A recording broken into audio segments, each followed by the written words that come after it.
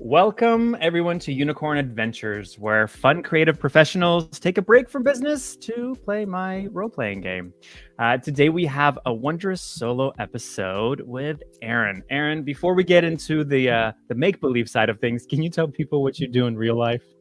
So in real life, I help small business owners grow and scale their businesses through the idea of creating a thought leader personal brand out in front of a scalable self-managing business. Beautiful. And I know a lot of what you really want people to also get away is this idea of taking action, overcoming fears, Yes. and also elevating others to do the same in a large fashion. Yeah, And absolutely. I just had this conversation with somebody. It's one thing to talk to a prospect to try to show them that you could do the thing that you said you could do, but what if you walk through your business and your life in a way that made other people feel they were better off just because you were in their life?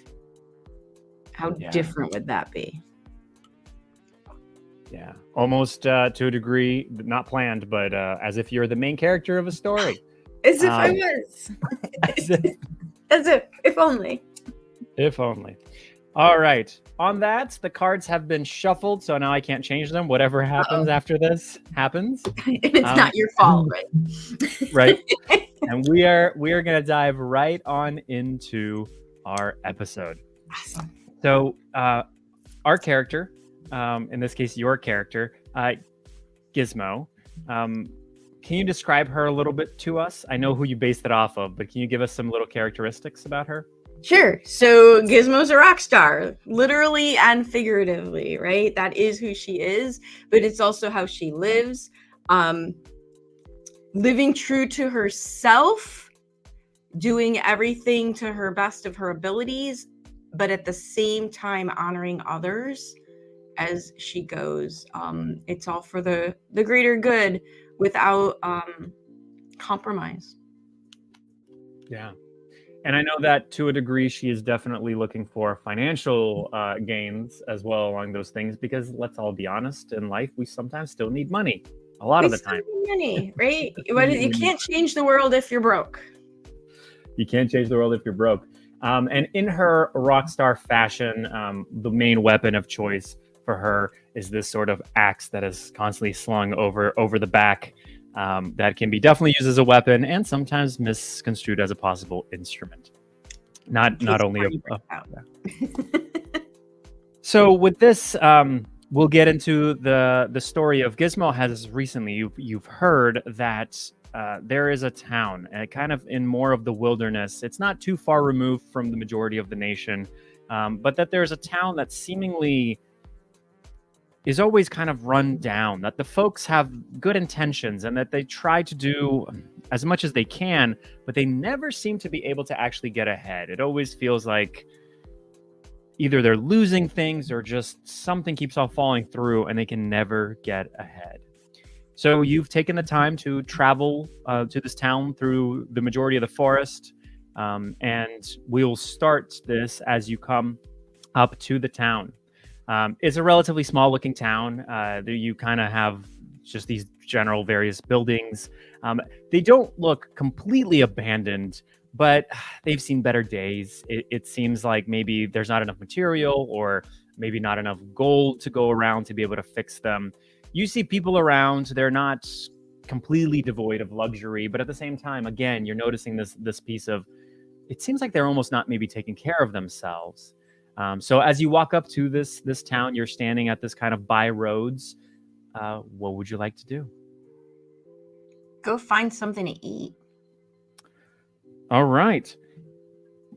I'm going to pull the first card at this point because you don't really know where there might be a place to eat. Where's the tavern? Right? You're gonna go ahead and see if you can perceive where the tavern may be. Where's the or pub? you might go in the wrong direction. With a 6, I will say that instead of you don't see the tavern, you more you go one way and then you kind of go, oh, this definitely looks like it's more towards the outskirts of town. This doesn't make sense for the tavern to be here. And you go into a different direction and you come to a tavern. that seemingly some people are going in and out. Once again, that feeling of slightly run down, but definitely still bustling. And there's a good attitude to a degree in the air that you're hearing. Would you like to go in? What else would you like to do? Oh, definitely go in. All right. As you go in, you have the inside of the tavern. It is at this point, because you're kind of coming in and late morning, kind of near the afternoon. It's not quite the lunch rush, and most of these people are probably going to be eating lunch at home. It's not very crowded. You think that most likely the evenings is probably when most people are here, but there is a barman, kind of a tavern keeper behind the bar, who's kind of wiping up and just generally cleaning and getting things set up. And there's one patron that's seemingly kind of slumped far in a corner, possibly in a drunken haze from the last night and still just hasn't woken up yet. But that's generally what you walk into. I'd say we have to go talk to the owner, talk to the guy wiping up. Okay. You walk up to him. You see just a generally burly man with a large red mustache that makes its way into a beard. It's interesting because he both has the kind of musculature of a man that obviously works with his hands, but at the same time, when you kind of look at his eyes and the face, there's this sunken, almost sleepless kind of night's feeling on his face. But besides that, it looks like a picture of perfect health, physically speaking, but maybe just something that's not right. And he looks at you in your pink form, the way that you walk in. You stand out very much in this town. There's people do not look like this whatsoever. And he just kind of goes looking at you, going, you're not from around here. I can see that much. What can I help you with? Looking for food and conversation. Oh, food. I can definitely give you food, but I don't have a whole lot of time right now. I got to get ready for the lunch. What kind of gold are you looking to spend? Money's not a problem. Is just looking for something to eat. As soon as you say money's not a problem, you see this interesting glint in his eye of surprise and just a tiny amount of maybe jealousy. Obviously not something he's used to hearing, and you just see him kind of like rush off into the kitchen. And in a few minutes, he comes back out with a plate that's just generally got some hot veggies on there, some definitely some potatoes and root vegetables for sure, given this kind of town, and just a side of some sort of a meat. You can't tell at this point what kind of meat it is. What do you want to? What would you be drinking? Just ale or something a little stronger? Something a little weaker. Something a little. Water's fine. Something a little weaker. All right. He gives you this basically large mug, obviously a mug used for ale, that is filled with water. That as he brings it to you, you kind of have the sniff. It's definitely it may not be the freshest water. You don't know exactly where it came from. It's not rancid, but it's maybe a little bit stale. Maybe like it's been sitting in a container for a while. It's not going to poison you or affect you negatively. It's just probably not going to taste awesome. That's fine. I wouldn't turn that away. It's not going to kill me. Why bother somebody if it's clearly not going to kill me? There's no reason to upset the man. Fair enough. Yeah. So to start the conversation, I saw you get excited when I said money is no problem. Is that not something you're used to here? Oh, you kind of see him get a little sheepish, a little like money's an uncomfortable topic.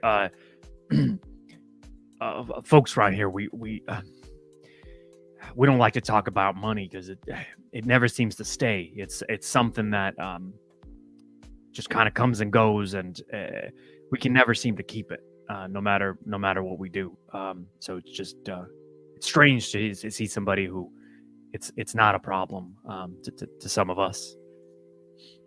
Have you ever thought that maybe it could be not a problem for you?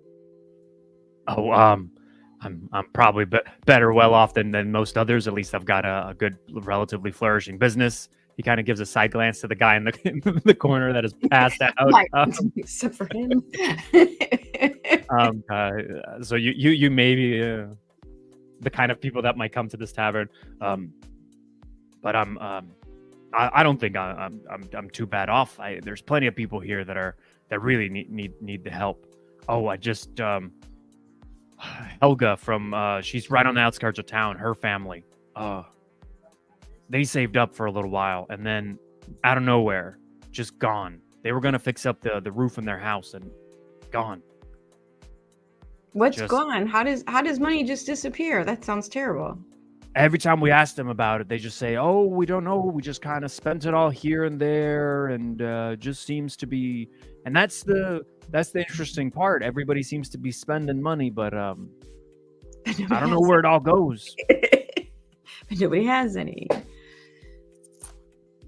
What if it didn't have to be that way? How exciting would that be? I mean, and you see his eyes light up again. It'd be great, but I don't know what you'd be able to do. Um, it seems uncanny. You might need to ask a little bit more around, but what are you thinking of doing? That's the really exciting part. It's not what I do, it's what you do. I don't have to do anything. You just have to think about doing something a different way. What what am I gonna do? Start with figuring out what you have and what you want. Paying attention to it. It sounds like if things are just going away, that it's going away because no one's paying attention to it. Nobody's doing it on purpose. It's just kind of happening. What if you were more in control of what was happening, or more aware of what was happening, or more intentional about what you wanted to have happen? Well, I have this tavern, and I've always wanted to run a tavern. So, like, I guess you could say I have what I want. It's more maybe that I want people around here to not be as desperate, not be as seemingly lacking. It's all anybody ever talks about that's consistent is we lost this, we didn't have this, we don't have enough of that. Oh, I couldn't possibly do anything. I sometimes worry. I remember when I was a kid, this wasn't a problem, and how my father brought me up in this tavern and said, "Oh, you're gonna grow up and it's gonna be so fantastic." I feel like kids aren't getting that from the adults around here anymore. It's like something changed right about 20, 25 years ago,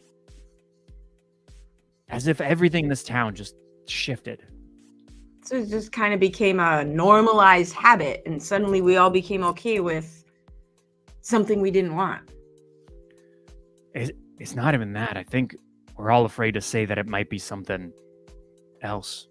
There have been some sightings of, well, I don't like to talk about it. And you see him kind of lean into you as if it's a word that he's not allowed to say, and he tries to cup his hands around his giant mustache, and just you see him mouth the word spirits as he goes. I don't know. I don't know how much I believe in it, but sure might explain some things around here. But wouldn't it be great to know for sure? Then we could do something about it instead of just being at the whim of things we don't even know what they are. Well, you can go find out. I'm plenty happy here in my tavern for now, being as I am. You can tell he's terrified of a prospect that it might be something like this. So who do you think I should talk to? Who would be the most excited to do something about this? Look, I'm gonna be honest with you. I don't know if anybody in town is gonna be happy enough to do. Surely they can show you the way into the forest where some of this has happened, but I don't know who all's gonna want to go with you necessarily. That's okay. Why don't we just start with pointing the way? Who would be the best person to point me in that direction? Well, I'll tell you what. You probably came through the main road. There's kind of a split, and you came here to go to the tavern. Which, by the way, this is going to be 4 silver before you leave. But if you head back that way, just take the other road and take it all the way to the end, and somebody there will be able to help you out. Awesome. Looking forward to it. Do you pay them? Yes, we do not. We do not skip out on our meal. we pay him and we leave him a nice tip to show him money's not a big deal. It's readily available. We send him a nice tip. We thank him for our meal and for water that didn't poison us. So you kind of finish up your meal. Is there anything else that you want to do in the tavern or anything, or do you just want to head back down to the road and thank him for a good meal and tell him I'm hoping to circle back with him with better news forthcoming. All right. You finish everything off. He's just, you can see as you're leaving, you can really see that he's counting up the pieces that you've put in there with eyebrows slightly raised, as he's just still ever so impressed of holding that amount from somebody. You make your way down the road back to the split again, and as you make your way further and further and further, you're seeing that the houses are becoming a little bit more weathered. Obviously, kind of on the outskirts of town, maybe not as much support, whatever it might be. There's not many houses. It's not a huge city. There's less than 100 people in this whole entire little town overall. But as you come at the very end, instead of a house, all you really see is maybe something like that looks to you like a shack, and just an old man sitting with just a stick, just kind of sitting there, and a post next to him that looks like it should have directional arrows on it, but very much doesn't for some reason.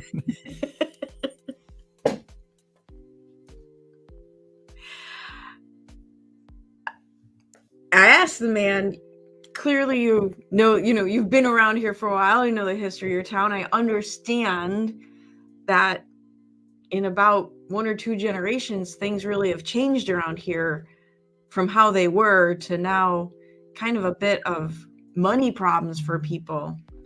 Any ideas on, I've been told that it seems to be a problem coming out of the forest. Any ideas on where that might be? As you're talking to him, you notice that at first he's not even looking at you, and then he turns and realizes that you've been talking to him the whole time, and he kind of leans in and goes, "Huh? What?" We'll try one more time before we scream at the old man. Right? Enunciate a little bit better, pronounce our words better. I'm looking for information on what's happened to this town. I hear it used to be a perfectly happy, bustling place.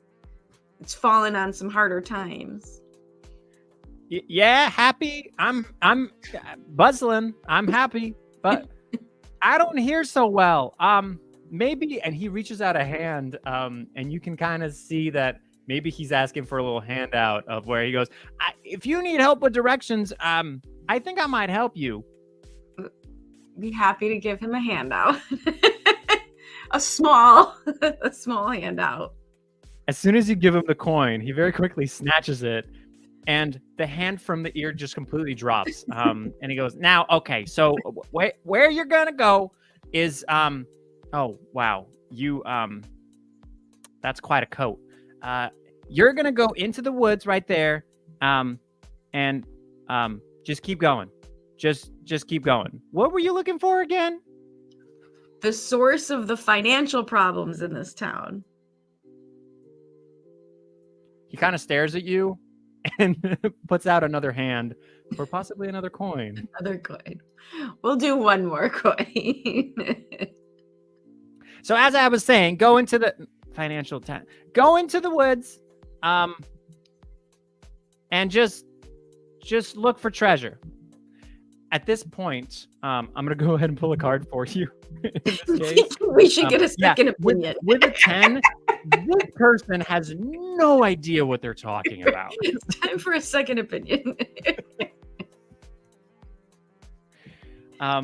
They're very obviously just trying to pull one over on you in some way, shape, or form, and yeah, and actually, as that keeps going, he's like, and he reaches out yet again for another coin, from you. Nevertheless, with everything he's been saying, you can see that there's an interestingly weathered path into the woods that it doesn't make quite a lot of sense, meaning the amount of footprints that would have needed and the amount of people that would have needed to walk this path this many times would mean that this was a well-traveled space. But given that it's on the way on the outskirts of town like this, it's kind of strange that it's this impacted and this many people might have traveled on it already. So that does pique your curiosity. So I would wish him well, because regardless of a scam, he's not living a life we would choose for ourselves. So, right. So we're still happy to have provided him with something better. And I think I would look for at least one reasonable second opinion for one other person or thing to confirm that there's at least a likelihood of this entity out in the forest causing the hardships. Perfect. You look around, you got a queen for as you look around. You look around, you actually see somebody kind of, there's a more of a plump woman. She's working in the garden. She's on her hands and feet, just really trying to work on something, just putting in some new veggies or something else, just working in the garden in front of her house, that you're welcome to approach. Yes, I would walk up to her and say, "Excuse me." Hello, dear. Hello. Oh my, what? Wow, pink hair. Oh wow. Oh my goodness. Fred. No, he's probably drunk at the tavern. Hello, dear. How can I help you? You're new. I've never seen you here before. How can I help? You see that she's a little bit flustered, and she's trying to, given your appearance and cleanliness and the dirt, she's trying to kind of pat herself down and make herself look a little bit more presentable. So I would thank her, put her at ease by thanking her and being very warm, and thanking her for being willing to help me, and share with her that the tavern owner had shared that the town people had felt that there was something out in the woods that was causing financial hardship in this town that 20, 30, 40 years ago wasn't a thing. And I was trying to get more information about it to see if this is something that I could help affect in any way. Oh, sad story, dear. Yes. Yeah. My husband never used to be a drunk. And you can tell that she's a little bit older, probably late 40s, something along the line. That's older.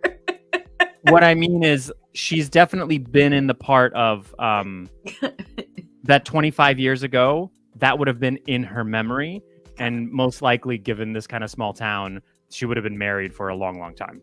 That's more of the lines of that we're going. Let's say it. Fred wasn't always like this, but 20, 25 years ago, we saved up some money. You see, there was a time for our house, and I never touched it. And I woke up and it was gone. I thought he had drank it all. I went to the tavern, and I asked Braun. He's the barman. I don't know if you've met him or not. And he said no. Fred never spent any money there with him. But ever since that incident, it seems to be that Fred is always at that tavern. But you know what's odd? Nobody has been quite as affected as he has. And many times at night, I swear, I wake up and it's as if I'm hearing people moving and walking outside at night. I've gone out a few times, and it's usually just one of our own folk just kind of making their. I don't try not to judge people, but maybe a drunken a walk in the night, just slowly moving. But a lot of times going towards the forest. I don't know what they do there. Well, it sounds like it had been horribly frustrating for you when that happened. I just want Fred back. I don't know what's been going on with him. It's not all about money, you see, but money does matter. It certainly helps. It certainly helps. So did you recognize any of these folks that you've seen wandering back and forth from the forest? Maybe it would help if I got to talk to one of them. Oh, it's most all folk from around town. That old man on the corner, he goes into the forest quite a bit, but I wouldn't trust him in anything that he says. We'll take a pass on him. Is there anyone else? We've already tried. Anyone else you think that might be willing to share some information? Who is the bravest one of you? Oh, you might have to ask around. The thing is, when we've asked them before, they don't remember going into the forest, so I don't know if they'd be much help to you. That's okay. Maybe they'll just be willing to go with me. Oh, I highly doubt that, dear. Most people avoid this place. The only reason I'm still here is I don't have the means to go anywhere else in town. If you would have to pretend that somebody would be willing to do it, who do you think would that be?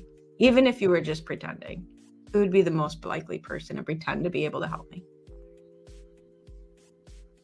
I would have said Fred decades ago. Now I don't know. I think we're moving on from our lovely, before we upset our lovely lady. Maybe Fred's worth having a conversation with. Given the time, she kind of looks up at the sky. Given the time, I don't know how much you're going to get out of him. It's not unsafe in the forest right now. It's still daytime, so maybe you should just go look there. All right.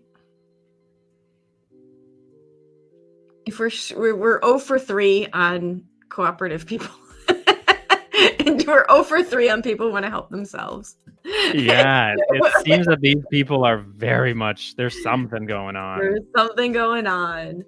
And unfortunately, an object in motion stays in motion, and an object, what we learned in COVID is an object in sweatpants on the couch stays in sweatpants on the couch. So it is very hard. And again, wanting to lead with empathy and understand how hard it can be to break out of your own way, it might be time to just wander into that forest and have a look for ourselves.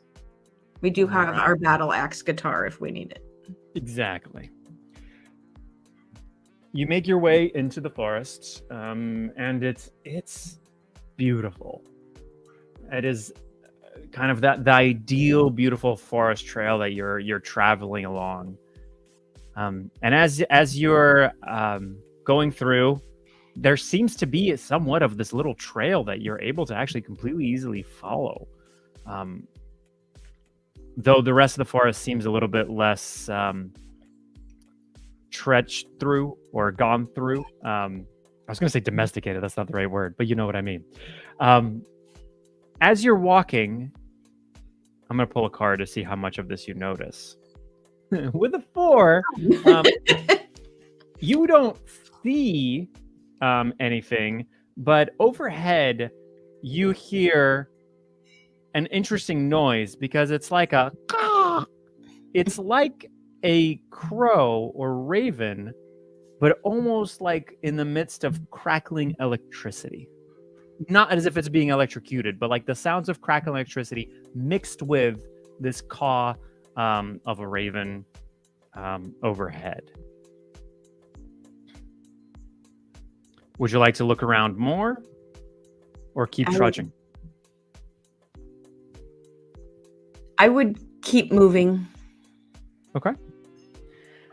You keep moving, and again, almost as if slightly following you, but not quite sure, you hear another and again with those electricity things, and then almost feeling like sounding slightly like crackling fire as well. So we probably got to find the bird. I mean, Or at you least were call following the back to- trail. Or call back to the bird to see if we can get more information from the bird. You can certainly try. I would like to try that. Okay, what would you like to do? Do you want to call out to the bird? You can speak to animals. That's one of your magical powers. So you can absolutely just say whatever you want to the bird. You don't see the bird. You generally know that it's somewhere generally behind you, but I would just call out a greeting at this point to determine, with the intention of determining, is this a bird, a natural bird, or is there, with that strange noise, is there something else going on here that we should probably know about? So you call out, and you kind of time it accidentally perfectly well, where there's a caw, and then in the middle of the caw, all of a sudden it kind of abruptly stops, as if it understood and heard you. And up to you, onto a branch right next to you, lands a raven crow that is completely covered with these various rainbow feathers, all of different colors. But that's not what's extra strange for you about it. It seems that as you look closer at these feathers, the color of the feather seems to also have an additional quality. So the ones that are amber, or more like ember red, they seem to almost be like they're on fire. The blue ones seem to almost crackle with a little bit of energy. And some of the lighter blue ones almost seem like they have slight mist of frost coming off of them. This is definitely not a creature you have ever encountered before that has landed in front of you. It kind of like ducks its head down the way that birds very many times do, and with a caw, it kind of goes, "Good morning." So it's enough of a natural bird that my ability to speak to it is still active. Very much so. It is still definitely an animal, and so your animal speaking abilities absolutely work. I would greet it and comment on, "Aren't you an interesting, amazing creature?" It kind of cocks its head, looking at you and just studying you, and then almost absentmindedly looking away from you, goes, "Harmon, Harmon, Harmon, Herman." Herman, with an accent. Got it. Are you Herman? Harmon. You feel that seems to be an affirmative. An affirmative. It's an I am Groot problem. Got it. Got it. Where are you going, Herman? You look like you're on your way to something. Where are you going?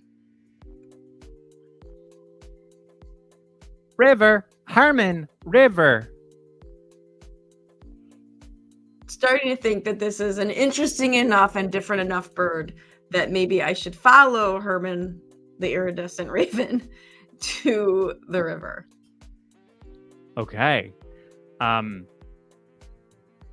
Would you like to tell him that you want to follow him? Because at this point, you guys are having conversation. You can ask him. Sure. Yeah. You want to show me the river? And by the way, it seems like he's very well understanding what you're saying. He's just not going to be able to communicate in quite as many words. But he's pretty well understanding the things that you're saying. He kind of looks at you again, sort of kind of sizing you up, back and forth, little, and then, Herman, and then he takes off, off of the path, not quite in the same direction where the path is going, but not in a completely different direction or perpendicular direction, just kind of slightly off. Would you like to try to follow? Yeah. Okay. What we're going to do next is I'm going to pull a series of 3 cards, because now you're off the beaten path, if you would. And it's going to be a little bit harder to follow a creature that can actually fly. And in this case, we're going to follow blackjack rules for the point value. And you need to get above a 15 to not get completely slowed up. 15 is pretty easy to hit with 3 cards. So your first card is a queen, which is 10 points. That's already easy. another 10, We're and there. another 10. We are so on this bird.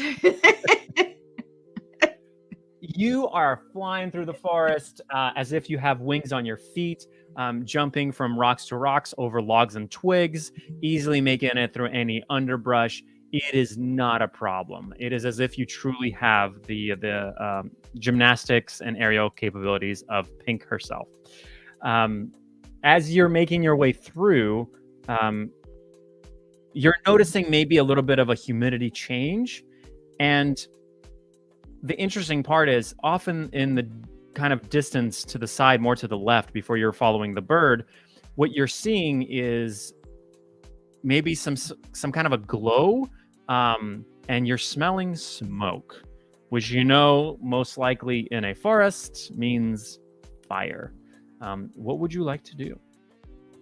Go check it out.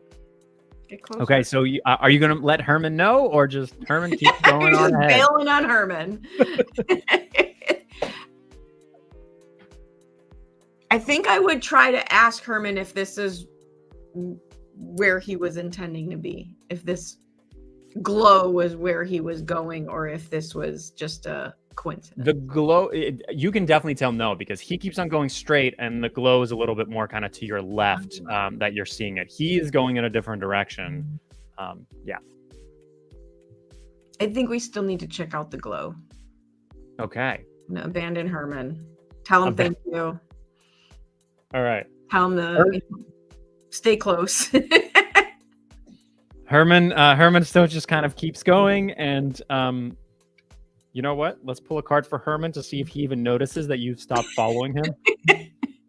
Actually, Herman got a queen. Herman notices that you stopped following him. I've offended the crow. He doesn't say anything yet, because he's going to have to circle back to catch up with you. You make your way towards this glow, and you very much come across to kind of a little bit of a clearing, where there's some pines and some needles and fire. It is some of these trees are just a little bit on fire, and let's see if you notice. Yeah, with a 3, you just notice that some trees are on fire. There may be a center that it started from, but it's maybe just about 3 or 4 trees that are starting to catch on fire. It's not a full-on forest fire at this point, but there was obviously something that started this fire.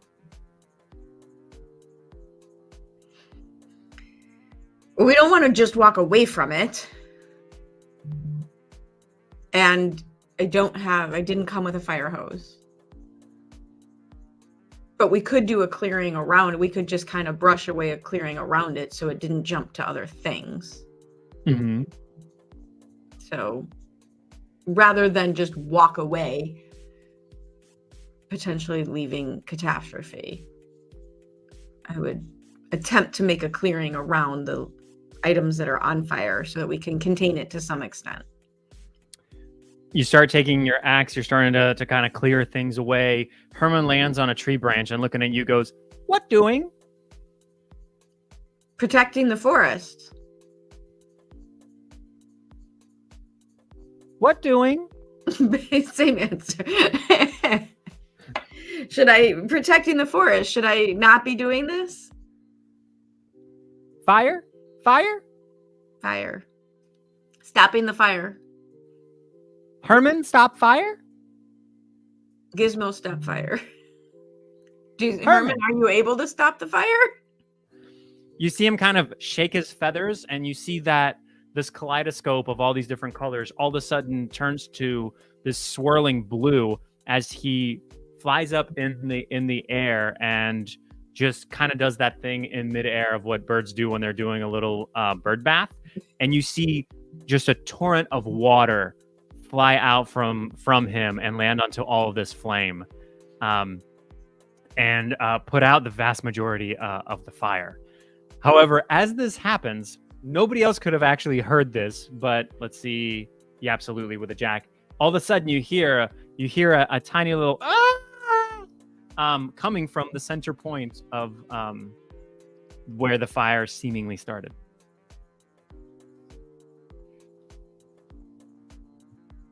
Do we get to ignore it and pretend we didn't hear You can. I would still continue to finish putting out the fire Okay. to prevent further destruction. As you make your way around and keep on doing that, you do that quite nicely. But every now and again, you are hearing. You can't tell because it's coming from the Herman kind of stayed in that general vicinity. You don't know if it's coming from Herman. It doesn't sound like him, but you're almost hearing little like either whimpers or kind of little gasps that might be coming from that area. So we can call out to Herman and ask him if it's him, just to confirm. You can. Would you like to? Yep. You just hear back, Herman. More of the I am Groot. I would ask Herman to come closer since he does understand me, even though he's not able to communicate. And that will help me discern whether that's Herman making the noise or if it's a new entity making the noise. Flies right up to you and starts actually lands on the ground in front of you as you're trying to like kind of compress and push down some of the brush, and starts doing that little jumping thing that birds do up and down, trying to help push down a little bit of the brush, and just kind of going Herman as he's doing it. So now we have an assistance. Are we still hearing the whimpering from further away?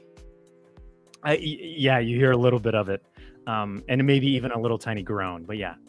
Is it further away or is it still in my... No, it still feels like it's in the same area. So where the fire started, basically. Yeah. So now that we've got it under control and it's not burning down the forest, I'd start brushing away things to try to find the thing making the noise. You actually, when you come up to it, it's not very hard. It's not as if too many trees or anything. Nothing has really fallen. You really got there at the kind of the very beginning of the fire, and it's kind of interesting because it doesn't seem like the fire started from a small. It seems almost like it sparked into existence immediately. And as you're clearing these pine needles away a little bit, what you find as it kind of comes back up and then looks up at you is a tiny hedgehog whose needles look like they are made of fire. These ends of needles are actually just made of embers and flame. Nice. It seems that the water was not its friend by any means. No, but it also didn't kill it. So at least we're still alive, so we can ask him if he's okay. You hear in this case her look at you and go, why did you do that? Because we can't be burning down the whole forest, but we don't want you to be hurt, so I didn't mean to. I don't know what I'm doing. That's perfectly fine. So we're not going to hurt you. We just need to not burn down the forest. She kind of keeps looking at Herman as he just keeps on gleefully hopping randomly on just various things. He believes he's helping very much. He's not doing much, but he thinks he's doing the best. And she's just she's a little bit scared of Herman at this point, knowing what he did. So he didn't want to hurt you either. We just needed to put out the fire, so don't mind him. I didn't mean to start it. I'm sorry. Perfectly fine. No harm, no foul. All taken care of. Where are you going? I don't know. Do you need a friend? Yes, I'm looking for the cause. I've been told that there is a spirit that lives in this forest that is the cause of a bunch of financial problems for the townspeople, but it also seems to have them kind of stuck in apathy about it, not really able to do anything. So I'm trying to find the cause of that situation. Oh. I think you're looking for the cave. It may not be one spirit. How many do you think it is? I don't know. I've seen more than one. I'm trying to get better at maybe protecting myself. They've never tried to do anything with me, but I don't know. I'm not usually able to defend myself, so I figured I'd learn. But I just set the forest on fire. There's a happy medium where we can find you your happy medium. It's important to be brave and want to take care of yourself. You don't have to. You gotta learn how to do that without causing harm to others. But would you help me find the cave? Will you show me where that is?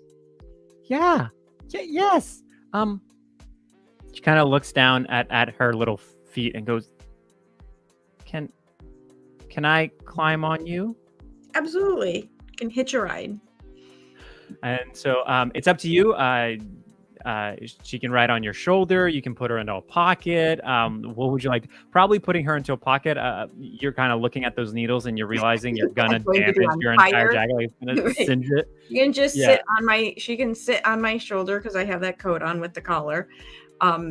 And that way also she can tell me which way to go. She gets up onto your shoulder. She tries to kind of nuzzle in a little bit closer to your ear, and then one of the needles touches your ear. And it's like it burns. She's like, "Oh, I'm sorry." And so she kind of skirts a little bit away further on the outskirts of your shoulder, so she doesn't hurt you and doesn't burn any hair. And she goes, "What's your name?" My name's Gizmo. What's your name? I'm Gail. Gail. It's very sweet, Gail. Nice to meet you. And as you see, Herman has stopped jumping, is now looking at you and back at her, and like you and back at her, and then stares you down and goes, "Herman." Yes, Herman, you are invited as well. Would you like to come River. with us? Herman wants us to go towards the river. So, Gail, is that where is the cave towards the river? No. No. There's a path. We can go on the path. Let's go back to the path because Gail seems to have more cognitive abilities than Herman. A little bit more control of herself than Herman. Herman comes in handy, so we're going to invite Herman to come with us. Best intentions.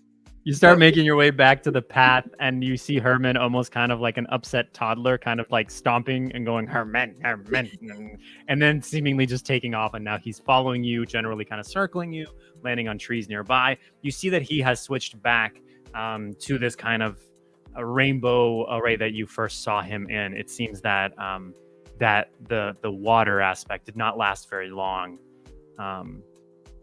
for him necessarily. You make your way back to the path, and you can continue your way up the path as you like. That's Gail is basically saying, "Oh, I think just keep going this way, and we should get to it pretty soon." Awesome. So we'll do that. We'll thank Herman for coming along with us, even though he wasn't thrilled about it. And while we're walking, ask Gail if she sees townspeople walking back and forth on this path. Yeah, but they're scary. They're scary or they're scared? Why are they No, scared? they're scary. I don't like to get close to them. That's fine. Why are they scary? You just don't like them? No, they look different. They walk different. I don't mind when they come to pick mushrooms and berries. I've actually toasted mushrooms for some of them before, but they don't talk to me, but they like me. I think it's my needles, but these are scary. It's something about them. So maybe it has to do with the cave. So why don't we make our way towards that cave?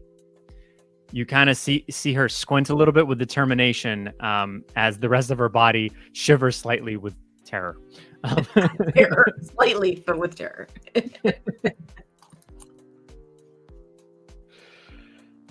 You're making your way as you keep going. You're making your way towards the cave, and it's actually becoming a little bit more of a trek. This whole detour of going towards the river and then finding Gail, that's added a couple more hours. And now as you finally make it out and you're making it on the trail, the sun is starting to set a little bit more. And in the distance, as you're coming towards seemingly a more dense part of the forest, you hear the call of a regular owl. It's just seemingly it's starting to get to dusk as these various critters come out. Is there anything else that you want to do? Gale is kind of at this point, she's not going to be providing you amazing amount of light, but she's giving off a little bit of a glow to where you can kind of see where you're stepping in a way. Maybe but we can. Maybe Gale can help us make a little campfire, and we can kind of find a place to create a little bit of a shelter. And this might be plus that way we could also observe ourselves if people are going past at night, and we can use Gale to light a controlled fire on fire. So you want to take the time to go ahead and camp and kind of make a shelter for the night. All right, here's what we'll do. First card is going to be for finding a good spot that has enough area, and that is okay. So we're running out of good cards. our opportunities were front loaded. We still haven't gotten a single ace. There's still plenty of good cards. You initially find it's a little bit harder here. There's a lot more roots as it is the more denser part of the forest. It's kind of harder to find a place where you can safely start a fire and definitely kind of sleep for the night. In general, you're trying. You can find kind of a spot that would work. It's not going to be any amount of comfortable, even with your jacket and everything kind of down. And you see Gale kind of looking around and saying, maybe we should just go to the cave now. I don't want to be out here for another night. Well, she seems to have done a good job, so we'll take her advice and keep going to the cave. Okay. As you stand up, you were thinking you were creating this kind of possible campsite. As you stand up, in front of you, staring into your face, coming up to you completely silently, without any of you becoming at all aware of its presence, is a large owl. And it is just staring at you. It's staring at Gale.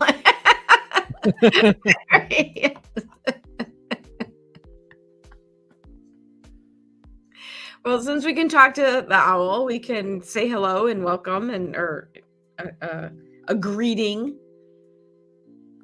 The owl does almost like a take back, and that little thing where they kind of move their feet back and forth like uncomfortably, like it is very surprised that you are talking to it.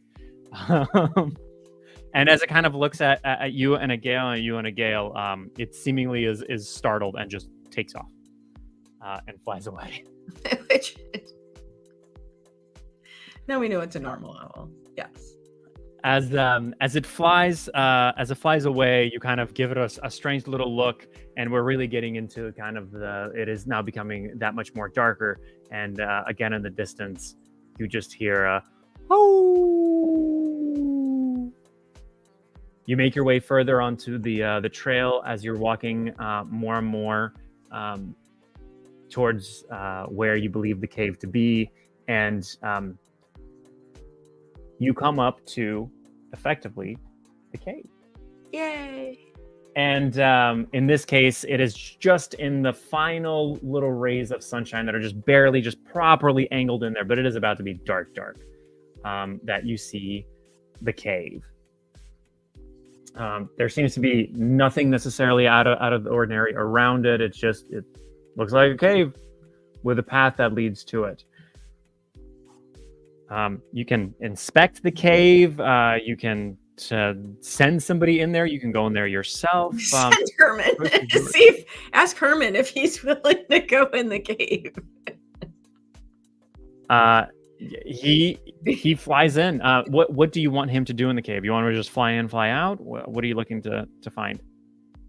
Well, Herman's not great at communicating, so why don't we? Can we create a torch? Can Gale help me create a torch so that we have a little bit more light? And then we can inspect at least the beginnings of the cave, because even if it was light outside, it would still be dark in the cave. So that daylight is not really a benefit to the cave anyway. Right. And it is very much coming down to where you're not going to see much into it at all. So yeah, you make a torch, very easy to do with Gale. you actually are able to kind of wrap some cloth around Gale and have her just sit and clutch onto a stick, and that is basically your everlasting torch at this point. As she's because fire does not It was bother a her different anyway. vision than what I was in. But that's awesome. As you make your way into the cave, as you're coming up to it, let's see what you see. With a king, it looks relatively just like a normal cave, meaning that it definitely a naturally constructed cave, not anything man-made or magically made by any means. But as you look around, you do notice, oh, there's maybe a little silver piece there. Oh, there's maybe something possibly of value that's been dropped over here. There seems to be some bits and pieces of stuff around that might have been further into the cave. As you walk into the cave, it just generally continues as a tunnel. It doesn't open up immediately. It's initially just a tunnel straight forward. And then from where you're standing right now at the opening of the cave, you can't tell if it turns or drops down or where it goes exactly from there. You're going to need to walk a little bit further with the amount of light that the Gale torch is providing. Gale torch. I say keep going. We have some clues as to the fact that the wealth that seems to have been missing might actually be here. So let's follow the evidence. Find out what this is. Okay. You make your way further and further into the cave. And when you get to that part of the tunnel, you notice that it opens up and there is the major pathway that goes to the right. But it seems like there might be some smaller caverns or something that's going up top. I'm going to pull a card for you to see if you can tell. Oh, perfect. There's the ace.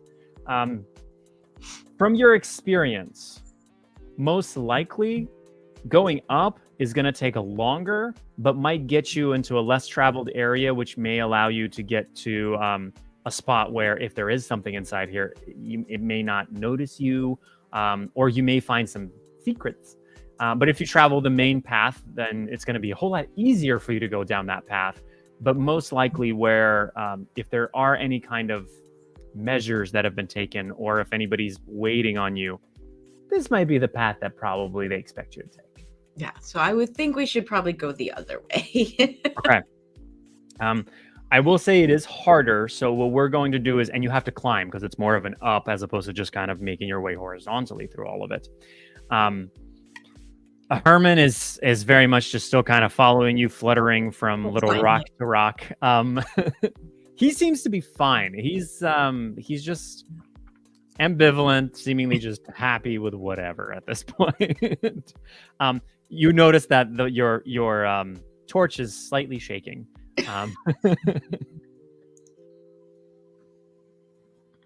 So we're gonna reassure Gal that everything's good, and we're gonna climb to go see what we can see with the most likelihood of not being detected by. For the climbing, we're again going to do what we did in the forest. I'm going to pull 3 cards, but this is much harder than just a forest. So in this case, you're going to need to beat a 20. The only penalty here is not that you're not going to be able to make it through. You'll be able to make it through. It's just going to take you that much longer to make it through. Ooh, we're starting off with a 2. We're screwed. Followed by a 9. Uh-oh. So you got to get a 9 or above, and you'll be fine. And you know what? That's fine. I wasn't going to count it, but you got the unicorn card. Oh, yay. So the unicorn card is a magical card. Very good timing for a unicorn card. First of all, whatever you were trying to do succeeds, so you don't have to worry about that. But on top of it, the unicorn card grants you effectively a wish. So you get to wish or make something happen along the story that you would really, really want to happen. It is entirely up to you. What magical craziness do you want to ensue? I want to find the answer. How detailed? So I want to find. I think we have enough evidence to say that the wealth is being taken in some way. Mm-hmm. And so I want to find the cause of it. Right, successfully confirm what we're being led to believe. But I want to find it in a way that moves towards rectifying the problem, not just find it, but find it in a way of rectifying it. Mm-hmm. Does that make sense? Yeah. So you're making your way through this more crowded tunnel as you're making your through it all, and it's many times it's a squeeze. It is taking you a while to make your way all the way through it. You finally come out to the opening, and you see that you're kind of above a main part of a giant cavern. And at this point, honestly, it's been about an hour and a half, maybe 2 hours that you've been trudging through this whole thing. But you're definitely in a space that is above the rest of this cavern, where likely not a whole lot of people have been. You maybe see a couple of bones of maybe there have been some animals that have kind of like left their prey here, just small bones of other critters. But besides animals, it seems like nothing else has really been this high up necessarily. And as you get up to this point, the cavern that opens in front of you is full of a variety of different lights. All various colors. And as you look down, you see this. Oh, God. You see just you see a group of humanoids. From this distance, you cannot tell whether they are human or not. As they are themselves all various different colors. Each one is an individual color, but they are a variety of colors as a group. And you're noticing that some of them look entirely like humans. They're not glowing at all. They're just figures that are being lit up by the lights from these other humanoids. And they seem to be carrying little bags of something or something else and dropping it into what seems to be a hole right there in the midst of all of it. Let's see how much you notice from that far away. Yeah, with a 7, unfortunately, you can't tell if you recognize any of these people or not, if these are definitely human or not, though humans don't glow. That's something you very well should know. Or stand around in the middle of a dark cave. Or stand around in the middle of a dark cave, necessarily. As you're looking at all this, you get this feeling that is coming over you that you haven't felt in a long time. And it's a feeling that you have learned how to deal with, that you don't want something to happen, that you don't like the possibility of this, and your brain jumps to it ever a second later. It's fear. You're starting to feel fear, which according to your character, you don't necessarily feel. And actually, the presence of this fear is almost so overpowering that seems to be coming from all of them that we're going to draw 2 cards. We're going to take the highest of those cards to see whether or not you can, in that moment, overcome this fear that is pressing on you. Oh, my goodness. An ace and a queen. Yeah. Yeah. I think we need to stop now and go to Vegas. Yeah, we're pulling cards today. We're pulling cards today. You feel so as soon as you feel it, and as soon as you recognize that it's fear, you go, wait a minute, I don't do fear. That's not me. And immediately you feel it completely suppressed and down. And the interesting part, as you kind of, with that ace, as you stand up, and you feel that feeling of I am not afraid whatsoever, you notice that several, what would technically be their heads of the humanoids, look up to you. You can't see faces, you can't make it out, but you think that they have now looked up to you. You know that they've noticed you. You're still kind of far away. You can try to jump down. There may be kind of a little bit of a way to scale the wall. What would you like to do? You still got Gale and Herman with you. Still have Gale and Herman. Let's have Herman fly through and just see what their reaction is, because we can always Herman hose them down if we have to. Okay. Herman flies in, kind of trying to maybe even agitate them a little bit, and flying kind of close to their heads and weaving around. They're gonna try to see if they can catch him. With a 7, they try to reach up, but Herman is just too agile. And at one point, you even notice that one of them reaches and almost grabs Herman. The hand almost goes right perfectly to grab him. And with a little flash of electricity, Herman seems to just almost teleport 3 feet in a direction and just get right out of the hands of this specific entity. But they very much were trying to grab him. Maliciously.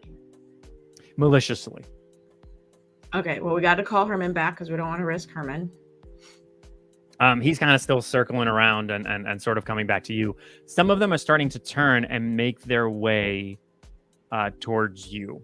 It seems that their feet are still kind of planted on the ground, but they are coming more and more towards the wall at the hole of which you are in. So we need to move to a more defensible position so that we could have a retreat if we needed to retreat, but still get some information, get a better visual on what these things are. You do notice that what seemingly was maybe the main path that you chose not to take, that path is completely wide open. That these figures are in the center of this, but over more to the side, you'd still have to get down from this hole, but there's a wide path that you could seemingly easily escape through. All right, so we'll go to there, get to that. Okay, so in this case, you want to, because what you're going to have to do is jump down, because you're in a hole that's way above at the top, this path is way down. So you'd have to, you can try to jump down, you can try to see if Herman can carry you down, you can use your axe to try to, you can, whatever creative way you want to do. Like the move in the glacier where they use the, we're going to do the glacier, the summit, right? The summit retreat on the, what's that, Terminal Velocity movie from back in the day. Before he went to NCIS Los Angeles, the Chris O'Donnell Terminal Velocity axe movement. That's what we're going to go for. There you go. Okay. Since you're using your axe, we're going to pull 2 cards and pick the highest. If you were just going to try to jump and claw your way with your hands, it was going to be 1 card. I don't know if that's better or not. It is, because the first card is a 5. We would have died. The second card is an 8.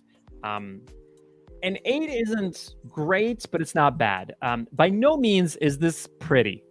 It definitely is a. It wasn't pretty in the movie either. So that's okay. You kind of hit the axe, and it kind of boinks off, and you're already kind of in mid fall, and then you hit it again. It scrapes a few times, comes off again, and you're able to slow yourself down, but you've probably scuffed up some knees a little bit, and your clothing is definitely the bejesus out of Gail. Gail is shrieking the entire way down, given that she has no idea what you're doing. At this point, scared the living daylights out of Gail. Poor Gail. You hear just a little tiny cackle coming from Herman.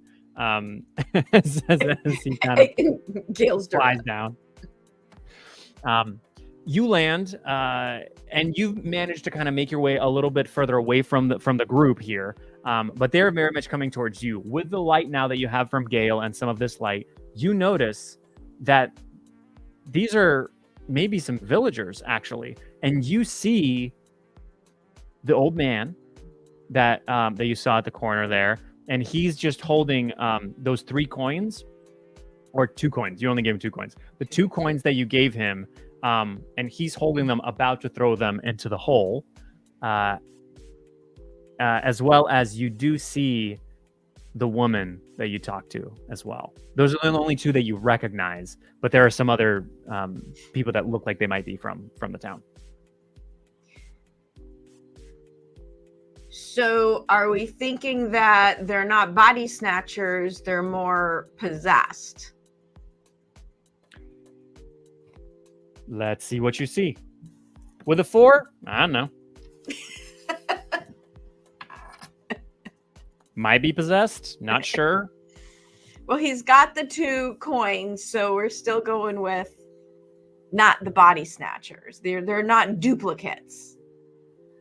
Right. Yeah. They're not With that, you duplicates. definitely know they're not duplicates. They seem to be the These same are them. people. These are them.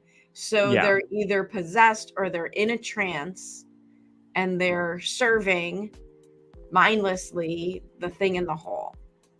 So we need to do something to wake somebody up because they were not malicious in town. They were timid, right? When we talked to them, everybody we talked to in town was benign and timid. And even if they weren't completely upfront, they weren't malicious. They weren't scary. They weren't. So we want to see if we can, but now they have that malicious air to them. So we need to try to wake somebody up. Maybe that would help us get some information. As you're looking at this, you once again kind of hear back there, just very, very far in the distance from where the the entrance is. You hear again a oh, ooh. The woman that you spoke with, she seemingly turns to you, and you see that her eyes don't look like the eyes that you saw, and she's starting to make her way towards you rather quickly. As well as a couple of these other glowing sort of entities are starting to walk towards you as well, though they seem to more float and walk at the same time, whereas in this woman is she's not booking it towards you, but she's moving towards you much faster. Is there anything that you would like to do? Yes. Based on my knowledge of zombies from Indiana Jones and the Temple of Doom, we want to wave our Gale torch in the direction of and try to use the heat, much like Indy, right? We can wake him up with the torch, see if that flash of heat, the fear of pain, breaks them out of their trance. And that also gives us a defensive mode to, in case it doesn't work. So do you would you like to make contact and try to hit her with it, or put it in between the two of you so Put it that in between, okay, short round style. Yeah. Right? I can only go on what I can go on. I don't think I've seen a movie in 10 years, clearly. Maybe 15. So you see the woman kind of stop right before the flame, and then she looks at you. Again, the eyes are almost there, even extra sunken, just kind of almost glazed over. And then you hear this voice coming from her. Given that you've spoken with her, you know what her voice sounds like. But what you hear is, "Aren't you afraid?" And as she says that, you again feel that pressing fear onto you, as the afraid part seems to be echoed by those other two entities that have been coming up towards you. Where again, because they're basically trying to fear you, we're gonna pull two cards and pick the best one out of this because you have a good resistance for it. Ooh, 3 and 6. I'm doomed. Unfortunately, yeah. In this case, what happens is you become afraid, but you are afraid at this point of the woman.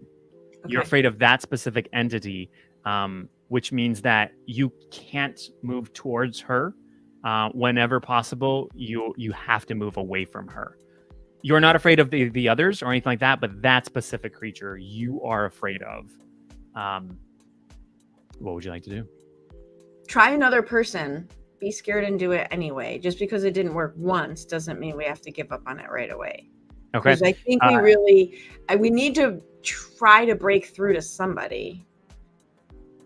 So do you want to kind of run past him and see if you can grab one of the villagers and like shake him?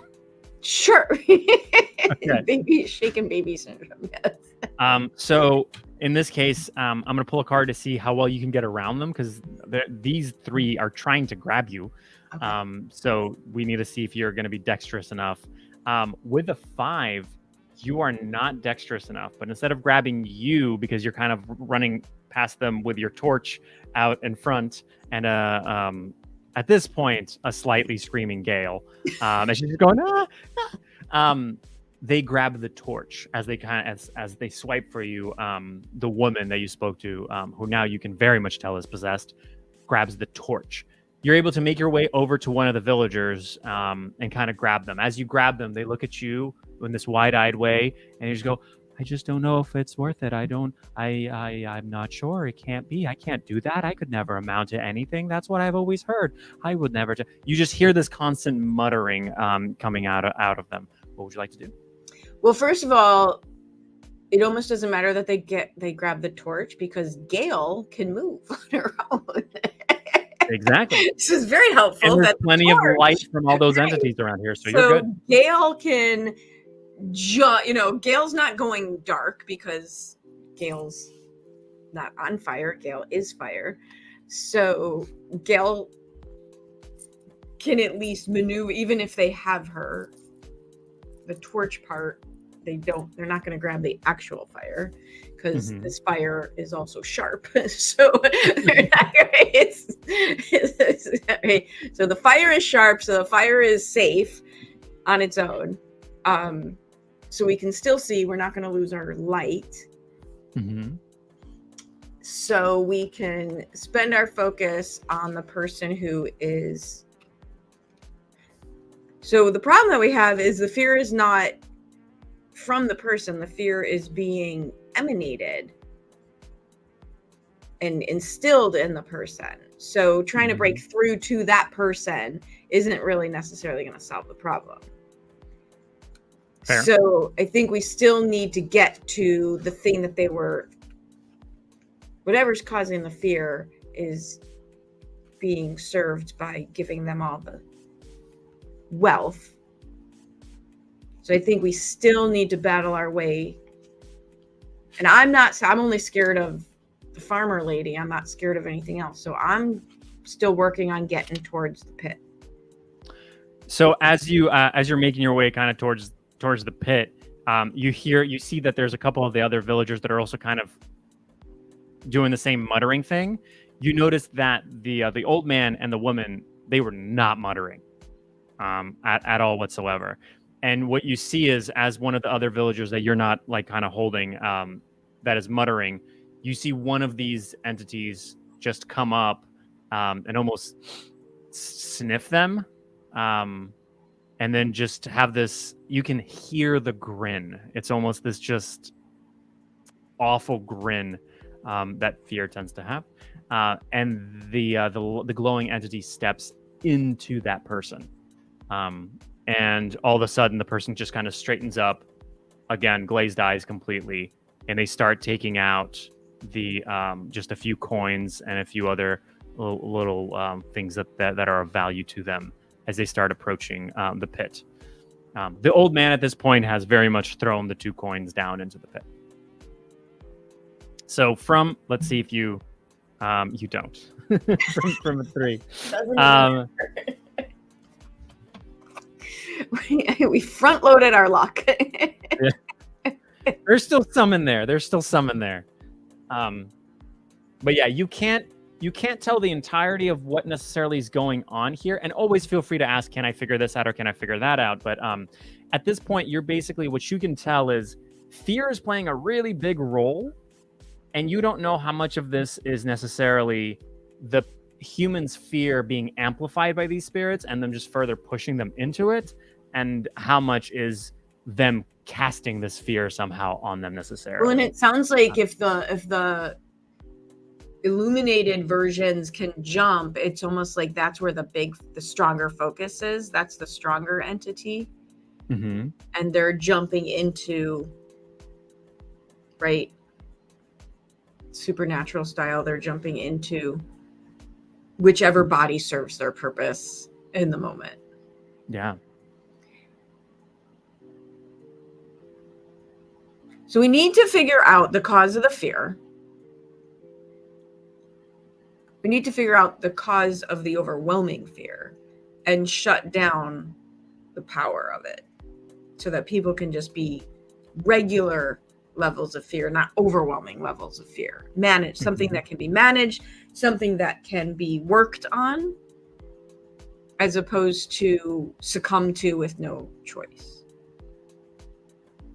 As you're looking over this and thinking this over and trying to quickly make up your mind, because the other two entities and the woman now with a torch are are making their way towards you. A gale torch. You see a gale torch. You see Herman still kind of maneuvering through, and one of the entities actually grabbing him. And you see that this entity that grabbed him is this red entity. And as it picks it up to kind of look at it, at Herman in this weird way, Herman lets out a caw, but almost like a really pained caw, and you hear what you heard in the forest, those little cracklings of fire, of like of wood in a fire, as his entire body again turns into flame. And as this happens and he caws into the face of this, showing tremendous courage for such a small bird compared to this creature, you see the entirety of the entity get almost consumed into this flame and vanish. As Herman kind of falls to the ground, gets up, and just kind of brushes himself off, does a couple more hops, and just, Herman! And takes. Well, we've been flight assuming that yet again. Herman is helpful when truthfully he just eviscerated somebody. A possessed somebody, but a somebody nonetheless. It wasn't a human, it was a humanoid. Okay. It was the humanoid that you just saw possess another human. Got it. Good. Yeah, it was like Thank you, the Herman. spirit is, it was one of those spirit entities that it actually eviscerated. So the fire does help remove the humanoid. It seemed with this one. It seemed to with this one. So we need to get our torch back because we have two fire sources. So first we can ask Herman to repeat his process. Hope, more intentionally so that he doesn't have to be harmed in the process. See if Herman can. Are you asking him to attack one of the Okay. Absolutely. Right now, as far as the spirits, there are only two of them left that are not occupying another, like a human from what you can see.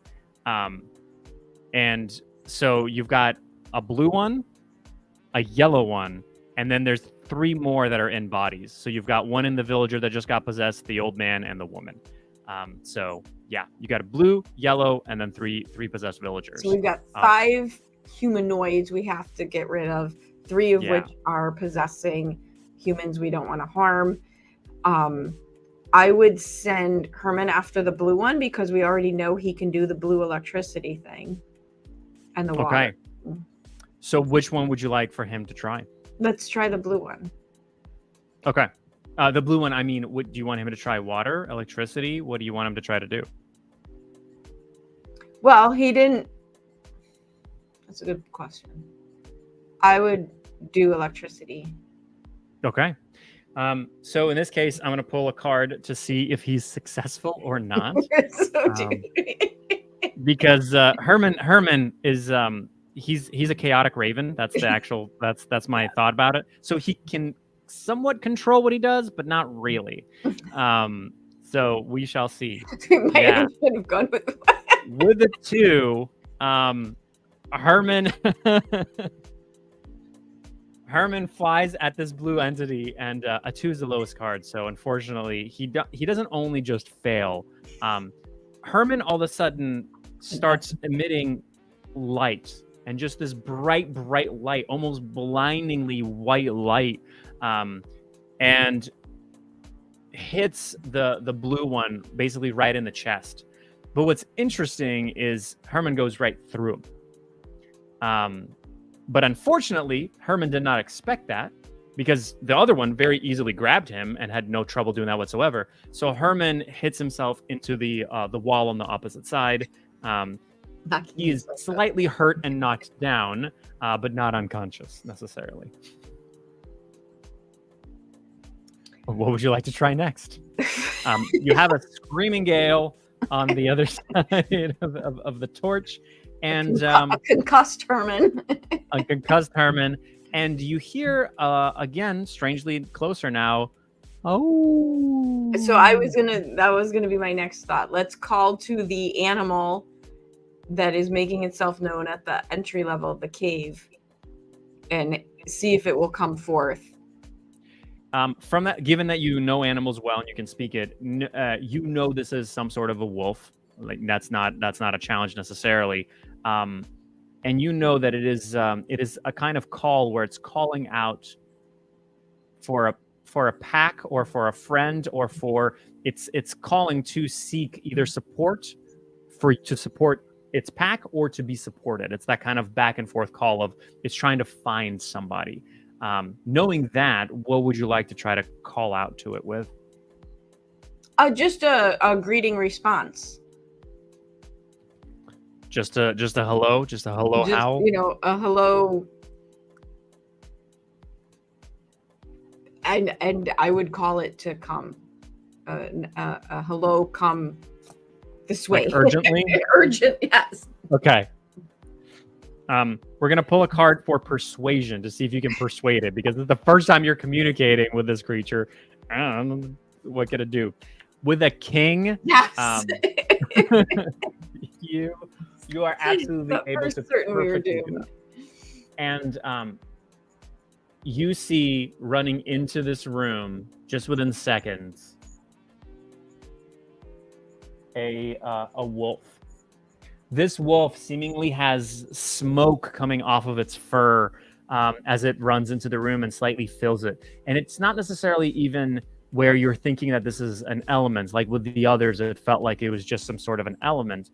You've seen enough and understand enough magic, and I'll say that especially because you got the king.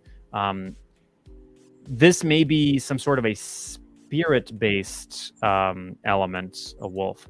As it runs in, you hear it immediately growling at the entities, and it runs up and because it's coming from behind them, with a very quick leap and jaws around the neck, dissipates the blue entity as it falls down. The wolf lands and again growls at the other entities. The yellow one seems like it now might be ever so slightly afraid. However, the 3 possessed villagers all turn on the wolf. What would you like to do? And I would take out the yellow one first. Okay. What do you want to do? Ask the wolf to take out the yellow one. Okay. You point at the yellow one, and we're gonna see how well the wolf can do it. The wolf jumps, and with a 5, the yellow one was ready for it. And as the wolf jumps, the yellow one just sidesteps it relatively easily. You see that one villager that you saw that got possessed. As they pull out and they have some of their little belongings, they start approaching the hole a little bit more. And the villager you've been holding and trying to kind of shake out of this fear, what it can be. They're looking at that one like, no, but I gave you that. That's not. Don't. Why?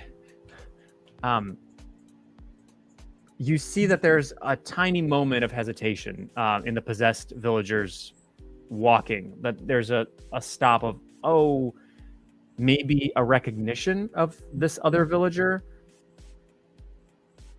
What would you like to do? Try to break through and make contact with the villager. Try to grab onto that moment of recognition and see if we can't broaden their self-awareness. The possessed one. Okay. You grab them, you turn them towards you, and you can see that it's just because it's an early possession at this point. It's not a complete to the point of where they have the kind of a voice, but it's more of just this monotone of, I need to do this. Can't you understand? And they're looking at you, and not in necessarily a threatening way at this point. Yeah, so I would actually but you don't want to do this. No, but I'm afraid. What if I don't? What happens if I succeed? What happens if I fail?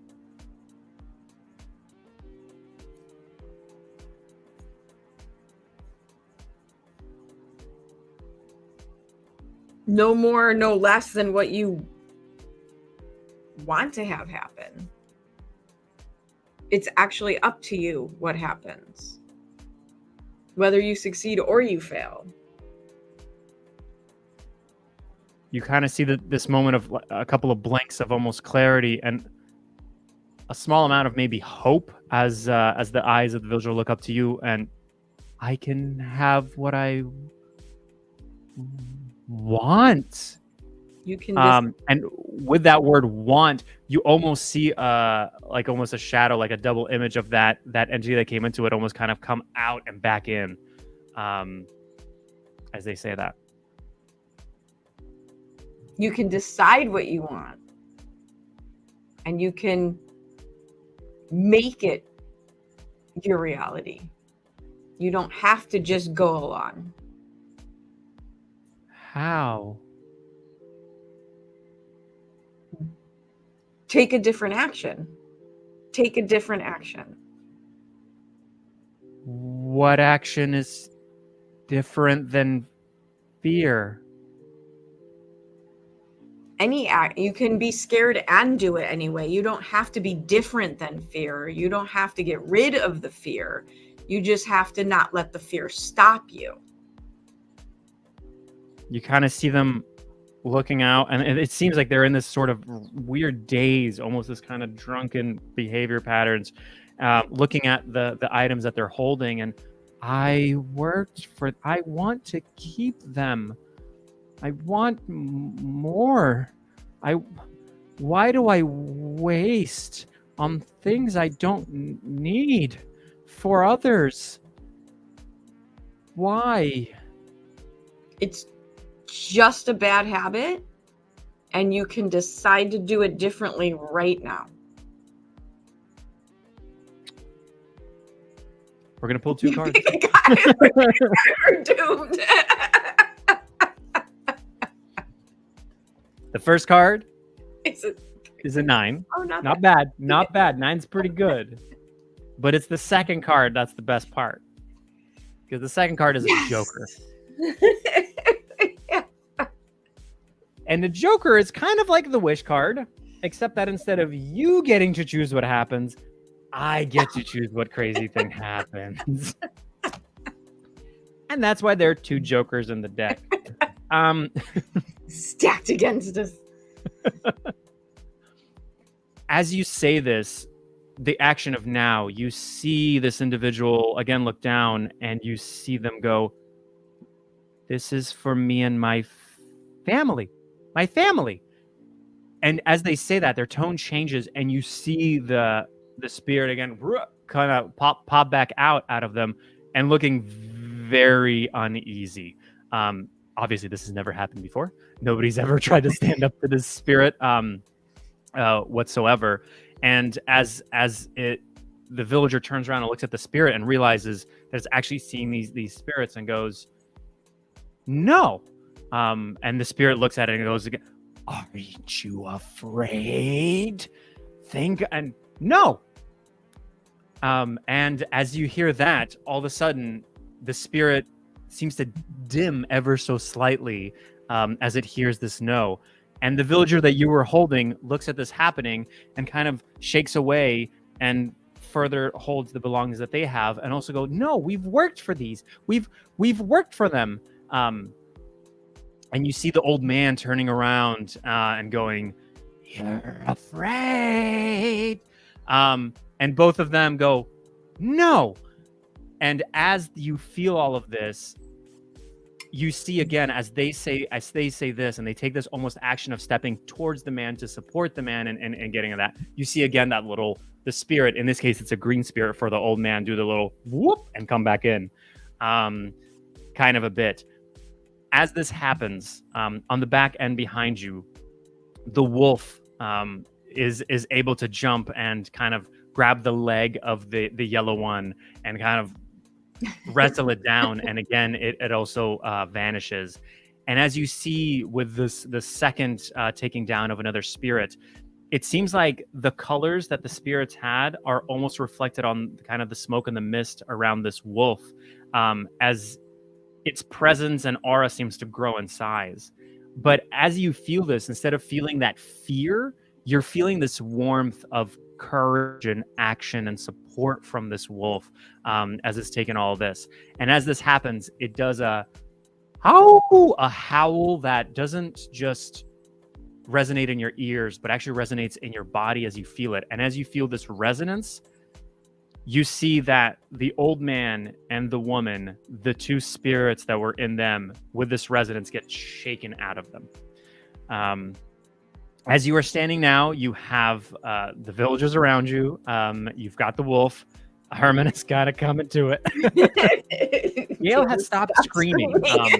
Yeah, with the howl seemed to, for lack of a better word, reignite something inside of her, to where she's no longer scared. But you do still have these entities. You have the green entity that was within the man, the fading kind of, again, red entity that was within this specific villager that you got it out of, and then yet another blue entity that was within the woman.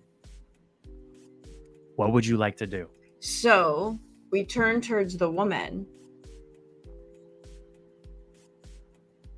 and remind her that she could get Fred back.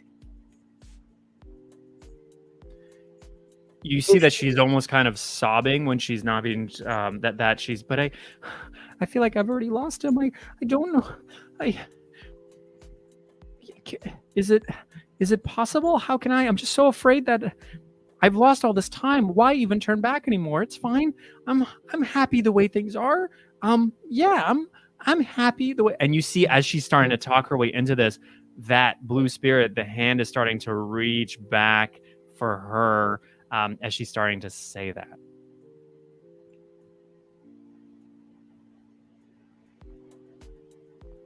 Are you happy because you're scared, or what you really want is Fred? That's what you really want, is on the other side of resisting the fear. You just have to be a little bit brave for a few minutes. The different action in and of itself makes you not afraid. The fear only lasts for a second. She looks up at you and then looks at the spirit, which now again she can also see. It seems that they weren't necessarily aware of these things as they were happening, and she goes, "No, I love Fred. It must be courage if it's love. You can't love out of fear." And as she looks at the blue spirit, she starts to say the word almost no to push it away. And as she starts to say it, just out of the corner, the wolf just pounces on it and just completely just rips it apart, and it just disappears. Gail is now screaming for a new reason. As this happens, you now see the green and the red that are remaining. The crowd, the small amount of villagers are more like ganging up on the spirit, saying no, and it seemingly diminishes and evaporates. And this green spirit is standing and looking at everyone, and then looks down at the hole and is about to jump into the hole. And as it dives in, the old man reaches out and says, "Nah." And with the dexterity that you would never expect from just amazing from such an old man, he whips it back right towards again the wolf. And as the wolf devours its final kill and absorbs now 2 more colors into its aura, the old man comes up and starts rubbing the wolf and scratching it behind its ear as if an old friend. Very, very strangely to you. You are now out of the seeming combat, if you would. Herman is coming to your shoulder. Gail is making her way from the torch and is in front of you. What would you like to do next? Well, we want to see if we can get the wealth back so that they have that foundation to start from. So I'm going to go look in the pit. All right. See if we can't get to the pit. It's fine to start over, but if we can get a leg up, we might as well try. So with a 2, what happens is you come up to the pit and you look into the pit and you're like, there's nothing in here. It's pitch black. There's obviously nothing in here. And you're like, oh, it's all completely lost. And as you step away, Gail kind of makes her way up to the edge and looks down. And because of the glow, the other villagers, the old man included, they look down and they are able to actually see in there so much of the treasure and of the coins and of the various heirlooms and all these things are very much still there. And you're able to, with their help and with the help of the wolf and all of them, you're able to take up all of these things, and you're able to take them back to town. You take it back to Bron in the tavern, because you know that's probably the biggest space and the easiest space where everybody can kind of congregate. It is up to you. How would you like to go about either dividing all of this, giving it back to the people? What would you like to do next? But as far as you could tell, and with your conversation with the wolf, which you also had as on your journey back, it seems that there were only those 6 spirits, that there have only ever been 6. And that the wolf has been trying and asking for help to hunt them down, as they have been impacting both the village and the forest in a detrimental way. But now you're in the tavern. You have a whole lot of loot and a whole lot of money around you. Bron is like very shocked. He's unsure how to deal with this kind of amount of wealth in general. His eyes aren't just glinting, they're glowing. How would you like to go about possibly instructing people or even telling them of how to go forth? Because at this point, they're very much looking up to you. Well, I would want what we've collected to be returned to the rightful owner. It was none of it was given freely. So you want it returned to the rightful owner. And then we want to talk about how do we shore up against any future? Where do they go from here? How do they stay in the courage, stay in defended against slipping, even if by accident? You kind of, and it's interesting because now it seems that the wolf is staying by the old man who's also in the tavern. It seems almost as if a familiar, strangely enough, with that. And there seems to be that energy that was emanating from the wolf, much more of this warmth and this encouragement. And the community comes together in understanding that the actions are so much more important, that the ones that were actually in the cave there with you, they start kind of spreading this, that it was the action of saying no, that it was the first step, and not just feeling how insurmountable the entirety of the fear is. It was just taking those first steps. And you're very much beloved by the town at this point for not only bringing them so much of the wealth back, but Brom allows you, because he was really hoping that you rub off more on him and he can get some more money. Maybe literally he can get some more money from you. He allows you to stay for free at one of the rooms for the following few days, as you're able to walk people through and help them overcome these various fears and find where things are not quite working for them. And as the support grows more and more and more, as they realize how they can support each other, if one falters, the others will support, as opposed to letting each individual fall to fear, you feel that you have very much improved all of this. And as you are ready to leave the town after about a week, you make your way back to that little fork in the road where your entire journey started. And before you're leaving, the woman with which you've spoken, she's running towards you with a big smile, and saying, "We've gotten the money to fix the roof finally, and I just the whole town just wanted to give you this." Well, pay for a prime program. She gives you a small bag, which definitely has some extra coin in it, that the whole town seemed to gather. And as you take that and you look up at her, over her shoulder, you see the man that was slumped over in the corner in the tavern, seeming a little more straight up. Not, it's only been a week. He's maybe looking a little bit more sober, but there's hope. There is something of just in his posture. He doesn't look as defeated as what you saw before, and that there might be something going back. At this point, you're welcome to say anything you'd like to the woman or interact with her in any different way, or you can head your way out of town.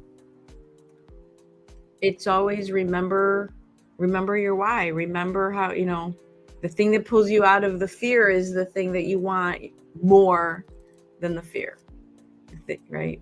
The thing that drives you, the thing that you want has to be greater. Your desire for what you want has to be greater than your fear of the thing. And you see her with almost tearful eyes go, "Thank you." And as you turn away, with a town renewed in their courage, and a bag of some decent, 100 people contributing a little bit can be a nice little bag of coins to furthering your financial endeavors. You make your way back, and with a lot of hope and encouragement in your heart, knowing that you have changed and impacted the hearts and lives of so many others as you did so. And that is where we're gonna end today's episode. We didn't answer the biggest question. What's that? Do I get to keep Gale and Herman? As you made your way through, the animals very much did stay in the forest, which is their home. Where they probably belong. where they very much belong. Amongst with some animals, which ironically enough, you decided not to interact with. There were some that didn't go through. There was one you didn't even get to meet at all. But that's okay. I'm obsessed with Gale. Gale is fantastic. All I could think of was that Gale is on fire. That's it. Nice. Well, what's funny is I have a parrot. I have a macaw. And he's very he's old now, but he was like a bull in a china shop. He would run through destroying things. So Herman. The way that I always described him, he's very dramatic. He's big, blue and gold. Macaw is huge. He's very dramatic. He was a flamboyant gay musical stage performer in his former life. He's very gorgeous and larger than life and absolutely beautiful, and everything is a very big deal. And then my friend has a hedgehog rescue. And she currently has 16 hedgehogs. So, and none of them named Gale. And no, but I will tell her. We will name the next one Gale. And that Gale is on fire is fantastic. So we will be all like, we've named him Tumbleweed, right? So, there you go. Yeah. Right. But yes, we need a Gale is on fire. Absolutely. On that, friends, we are going to end it there. If you liked any specific thing, please comment below if there's parts of the series that you really liked. If Gizmo was one of your favorite characters, tell us why. That's always also fun to interact with. And if you ever want to be on the show, also put it on there, and we'll make an episode just for you. It's too fun. And until next time.